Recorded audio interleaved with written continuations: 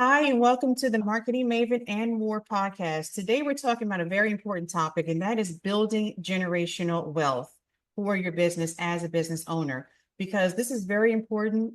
Obviously, we're looking at the economy today, and we know that wealth is something that is top of mind. The wealthy are getting the advantages, the wealthy are getting the tax breaks, but it is those who may fall and that middle ground who definitely need the support the most. And so I'm so happy to have Karla Ukman with me from the Artemis Wealth Management company that she founded. Karla, thank you so much for being here. Please introduce yourself. Hi, thank you so much for having me. I really appreciate it. I love what you're doing. I love that you're providing this space, not only just for marketing, but in other pieces, because we're all here to build wealth. And that's the whole purpose as to why we have our businesses. And money is not a bad word, and talking about money is not a bad thing. And that's why I have my wealth management firm. It's called Artemis Wealth Management, and I work with women and other marginalized communities to provide the education behind the why when it comes to all things finance. And I want to make sure that we have the resources that have been historically given to other communities to build wealth, because we deserve to build wealth. And the system wants to try to, make it so that we can't create wealth, but we are here to shake things up. Awesome. We're going to dive right in, and just everything you said, I cannot agree with it more, because women in marginalized communities are two of the most vulnerable communities when it comes to building wealth. And so we need all the help we can get, and sticking together and working together is definitely going to help us to be able to build that together and collaborate better. So I want to get right into my first question. So you've dedicated a year helping these two populations to build wealth on their terms. What's the biggest mindset shift that they should take? And what should they make? What mindset shift should they make today to create generational wealth, but also how can they keep it? Because making it is one Yeah. thing, but being able to keep it is a whole different story.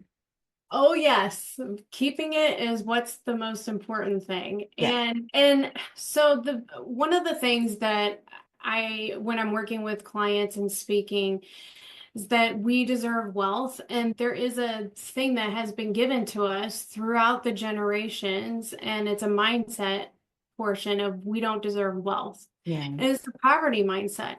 And Yes. so if we can shift that and understand that no, we do deserve wealth. Society and the system has taught us that we aren't worthy, but we are worthy. Mhm. And that goes back to laws that were put in place to keep us from building wealth. Yeah. We need to use the system to our advantage, and understanding that we can create power in our own generational wealth building by utilizing the system and the tools that are put in place. But we also have to make sure that we're not just sitting on our money, we're making it work for us. Absolutely. I can't agree more, because what we hear a lot of times is, I got to get to six figures. And we've talked about this, but we create these milestones, but they're not enough. Everyone says that's the magical number, but if you look around and you look at what you need, what your family needs, that's just not it. Yeah. We see the rich, we view them in a very negative way. Yeah. And that's another thing I think that's really helped normalize this stigma that, oh, I don't want to be that. People who have are stuck up, whatever, but no, they made wise decisions for the most part. We can't speak for everybody, but for the most part, Yeah. they made wise decisions, or someone in their lineage did, to help them build that wealth so that their children are fine, Mhm. or they're able to do what they want. They're able to move about their lives with freedom. And freedom really is, for me, the true wealth. But it Yeah. takes the strategies that's going to get you there. A lot of things that you teach, like we both could teach, you on the financial side, me on the marketing side, Absolutely. so we definitely do that. So I appreciate that. Poverty mindset is probably the number one killer of wealth. I'm sure you would agree with that. Yeah, absolutely. And I'm glad that you touched on that, because so if we look back at the system and even the current system that's in place, in 2017, the tax law that was put into place eliminated your ability to write off financial planning, so a fee that you would pay me to do a financial plan for you. Right. It eliminated you as the individual to write that off, as well as investment fees that are inside of an investment account. You lost that ability. That is part of the system trying to keep us down. And when you first talked about how we need to look at everything, we have to look at taxes and inflation and every little portion of our money goals in order to build that wealth and that generational wealth. And money has been taught to us as being a greedy thing. Mhm. But if we, with that mindset, then that means that we're okay with living paycheck to paycheck, and we're okay with being part of the system of just working the rest of our lives. But if we shift the way that we look at money, money doesn't give us a personality. Money gives us the power. It's us that controls what we do with that money, and it's a tool.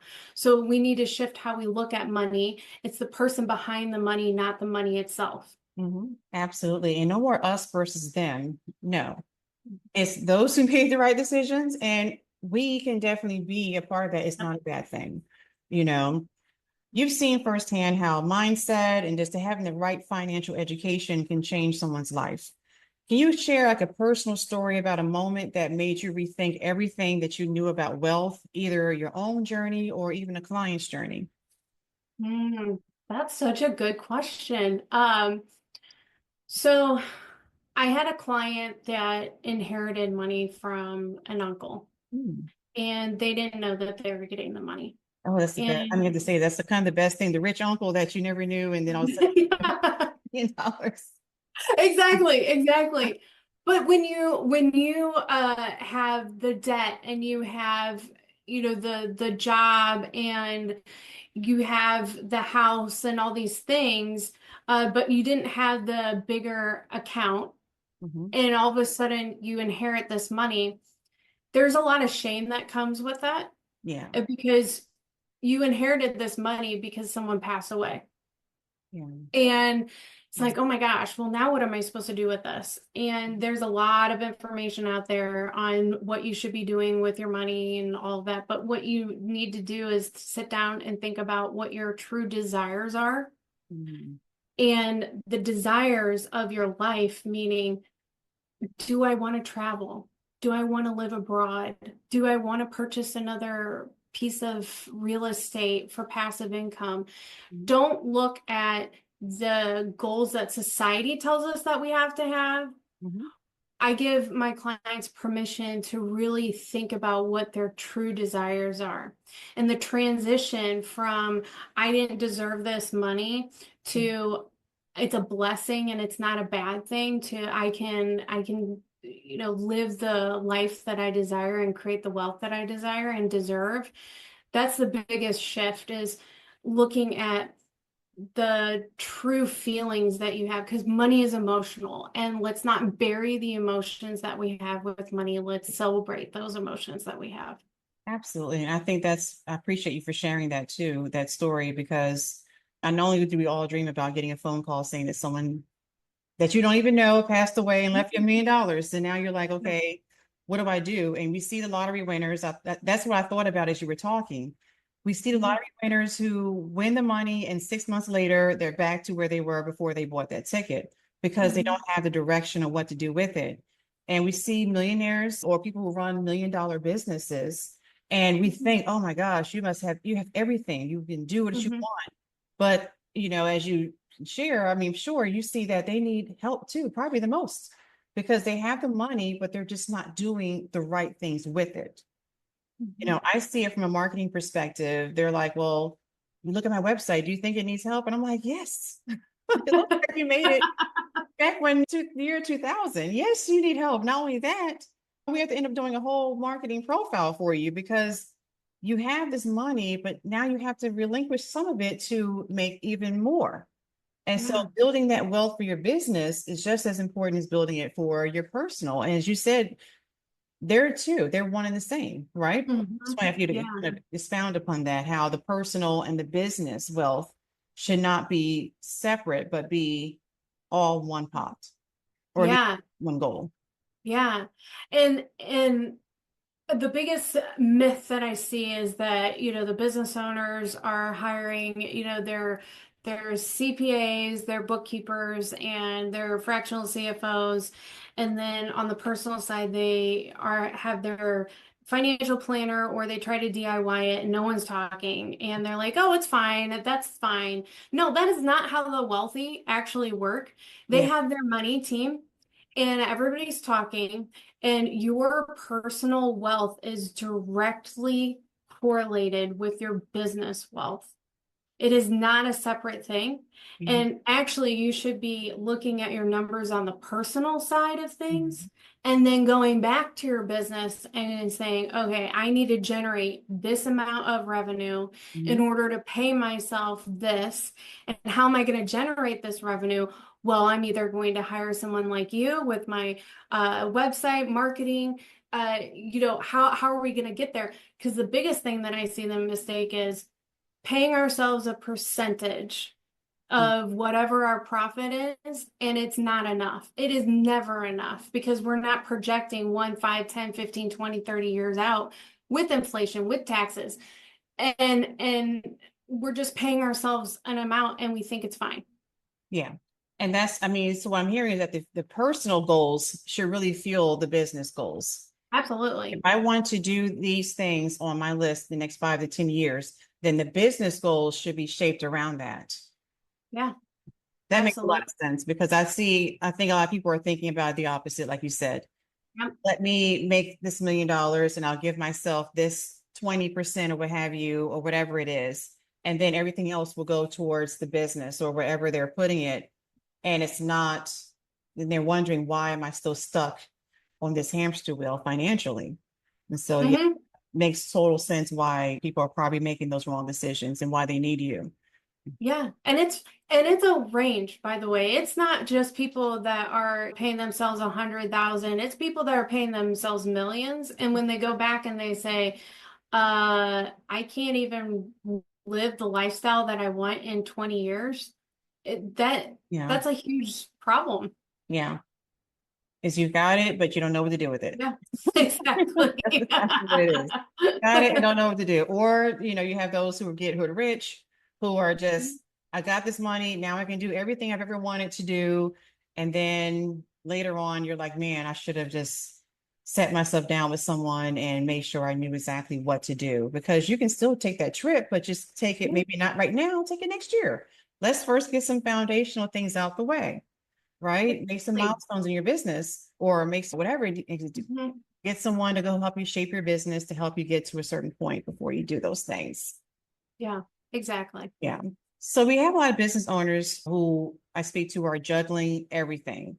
So what's one piece of advice that you would give them to stay grounded, especially when they've hit that unexpected financial curveball and setback? And I say this because there's so many people right now who are experiencing this, whether they're in the $1 million category or they're just getting started. Yeah, Preparing for these setbacks is the yeah. biggest thing, but how can they kind of prepare themselves for those setbacks that have come or may come? Yeah. Well, having a savings account on the business side and the personal side are number one. And that's the basis for all financial planning. You have to have at least 3 months to cover your expenses, because if that deal doesn't close or a deal falls through, or you are disabled and can't pay certain bills, you can pull that out of your savings account. So that is the number one thing to just start out with, is having a 3 month. Ideally, we need to have 6 months in Yeah, our savings, but let's start with three and then work our way up to 6 months. that's a great plan. I like to be conservative and do six because you just never know, Yeah. especially now, especially if you're single. I was definitely encouraged. Would you agree with that, to do Yeah. more because of your Well, income? yeah, so I work with a lot of women that are either divorced, widowed, never married, and we don't have a fallback. And Yeah. so we want to make sure that we create our own fallback. So Hmm. absolutely 6 months, and being super intentional with how much money we keep in there, because if we have too much, now we're exposing ourselves to inflation.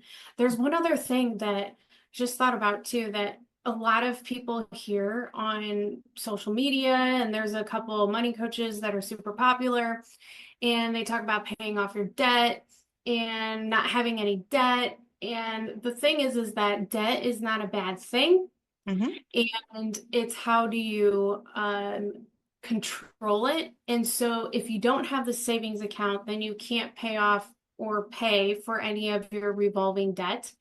So if we're preparing for a way or a possible fluctuation or volatility with our business, do not start putting extra money into your debt, because now you're losing your purchasing power and your flexibility. And how are you going to pay for that revolving debt if you don't have a savings account? So leave that stuff alone Mm. until you know how the money is going to be fluctuating and if it's going to fluctuate or not. That's a gold mine, honestly, because I can see the mentality of, well, if I pay my debt, then I have more profit, then I have Mhm. more money. But what you're saying is that debt is to be handled strategically. Absolutely. So that's something that's really important because I don't think a lot of people see that because we hear so much about debt being the enemy. And of course, when you're able, there are ways to pay it off. But right now, we're looking at what can happen and what probably could happen. What about like loans?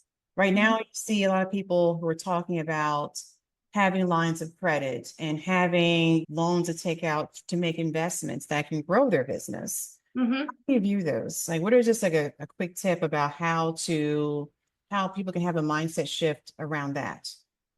So the wealthy utilize and borrow money consistently.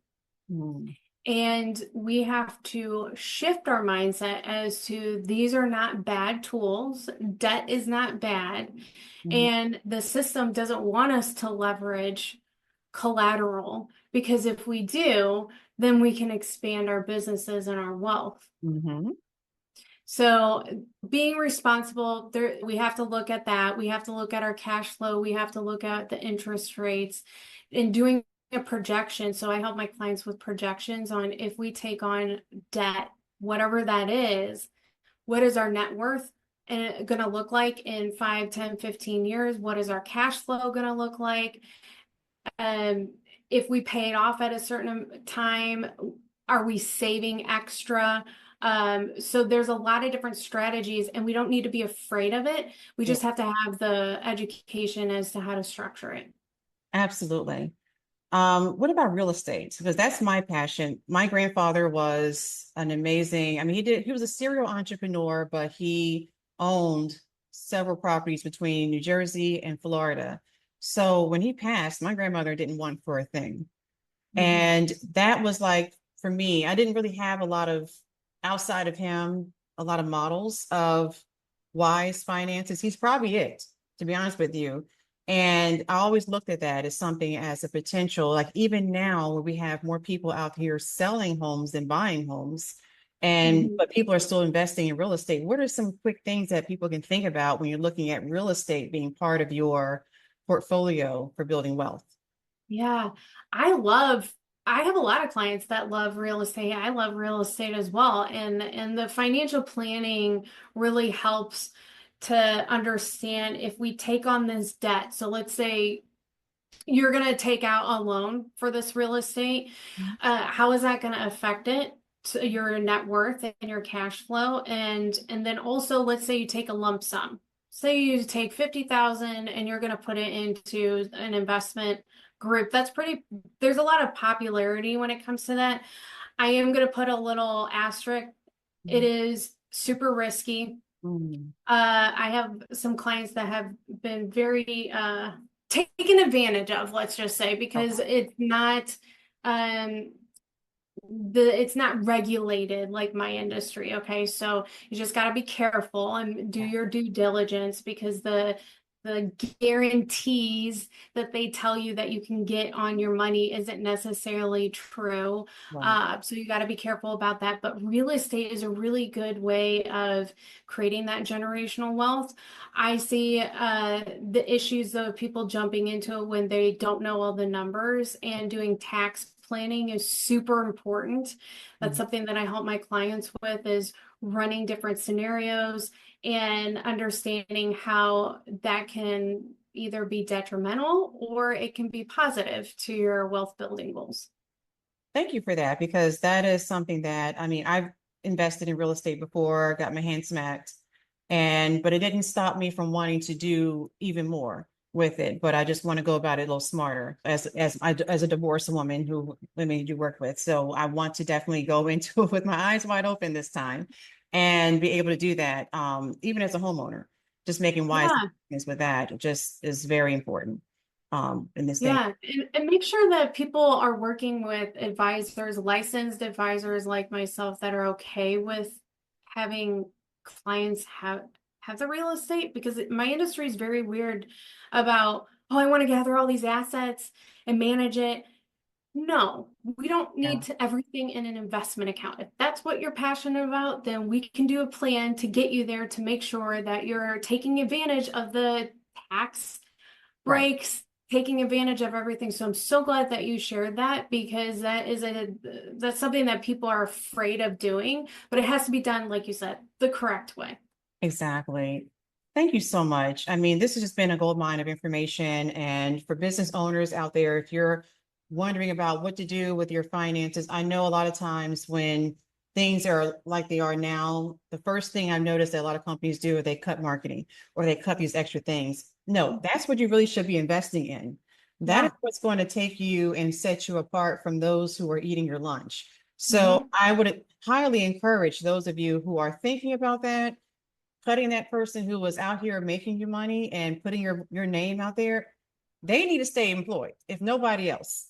So Yeah. to keep them, whether they're a contractor or in-house, keep them happy, keep them satisfied, because that is their number one job, is to make you money. Don't cut them. But instead, listen to what Karla's telling you and make those wise decisions and use that $1 million budget that you have or revenue that you have to make wise decisions. Okay. Thank you so much for listening. I ask you to definitely like this video, subscribe to our channel for more videos that are built around how to help you grow your business. We talk about marketing, business, and life in general. Why? Because we're people, and these are things that are very important to us. Okay, so if there's any questions that you have for myself or for Karla, just drop a comment there and let us know, and we'll try to get that to you. This is very important. Now more than ever, it is very important to start that wealth building journey. Whether you're putting 10, like you said before, putting $10 in an account, $100, whatever it is, every step is important. Okay. Invest in marketing yourself, getting out there, doing those videos, investing in those things that's going to really put you ahead of your competition. Now is the time. Okay. Thank you, Karla, so much for your time and for your expertise. And thank you all for watching and for listening today. Thank Thank you for having me. you.